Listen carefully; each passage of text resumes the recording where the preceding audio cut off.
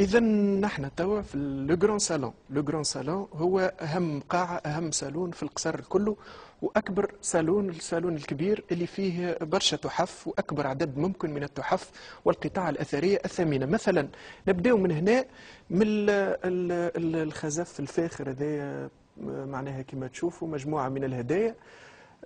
هذوما حسب ما نعرف الهدايا نتاع سهى عرفات للعائلة نتاع الرئيس السابق. وهذوما قطع ثمينة جدا وغالية. باش نعطيكم فكرة على القيمة نتاع القطع هذوما، فما قطعة كما هذه الصغيرة ب 40000 يورو، الثمن نتاعها 40000 يورو، يعني 80 مليون تقريبا بفلوس تونس. كما تشوفوا باش تعرفوا جوست قيمة التحف اللي موجودة لهنا واللي مليان بها القصر هذايا. كما تشوفوا حاجات غالية برشا. نمشيو على اليسار. على اليسار تشوفوا في التحف طبعا رئيس السابق مغروم برشا بجمع التحف من الصين، من جميع بلدان العالم، ولكن خاصة القطاع هذه اللي تشوفوها اللي هي ذهبية، فيها ذهب، وذهب يعني ذهب مش هذه هدايا من ملوك الخليج، من ملوك الخليج وأمراء الخليج، حاجات غالية برشا.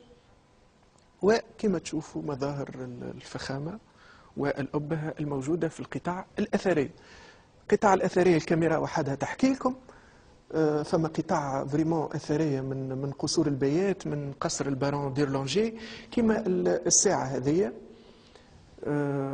ساعة غالية برشا، ومن عهد البيات زاد هذه، أو من العهد العثماني تقريبا، وهي قطعة أثرية ثمينة وغالية برشا لا تقدر بثمن. هوني نشوفوا أو كوليكسيون نتاع سبح من جميع أنحاء العالم. اللي يشوف يقول معناها يسبحوا ليل ونهار. هي للزينة طبعا في الصالون هذايا. ومش نوريكم قطعة أو حاجة غالية برشا برشا وعندها قيمة كبيرة، اللي هي البيانو. البيانو هذايا كما تشوفوا لجنة المصادرة ولجنة التصرف اللي بالمناسبة قائمة بدور كبير برشا للحفاظ على التحف وترقيمها وجمعها والحفاظ عليها في مكانها.